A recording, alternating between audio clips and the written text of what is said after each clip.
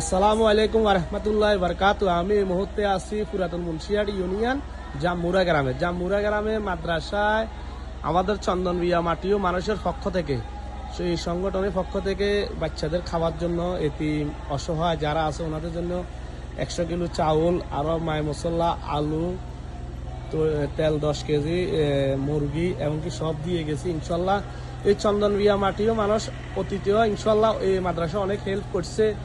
আমরা নিজেরাও আরও আসছিলাম বন্যার পরে, এখনও এই চন্দন বিয়া মাটিও মানুষের সকল সদস্য এখানে আছে।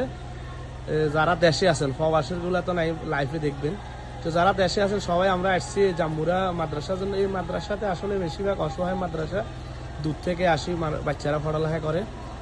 এই হুজুর, বড় হুজুর তো না, আপনি একটু কিছু বলেন। আসসালামু আলাইকুম রহমতুল্লাহ বারাকাতু। চন্দন ভুইয়া মাটি মাদ্রাসার এদিকে মাটি ভাইদেরকে ধন্যবাদ। এরা আমাদেরকে বন্যার পরেও আলহামদুলিল্লাহ যথেষ্ট সহযোগিতা করছে আমাদের এতিমখানার জন্য।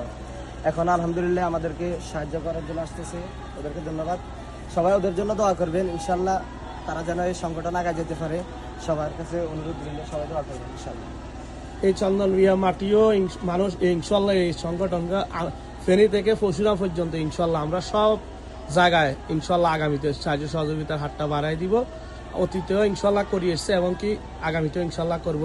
তো যারা যারা এই ভিডিওটা দেখবেন একটু শেয়ার করে দিবেন। আর চন্দন বিয়া মাটিও মানুষের সকল সংগঠনের জন্য, সকল সদস্যের জন্য ইনশাল্লাহ আপনারা সবাই দোয়া করবেন।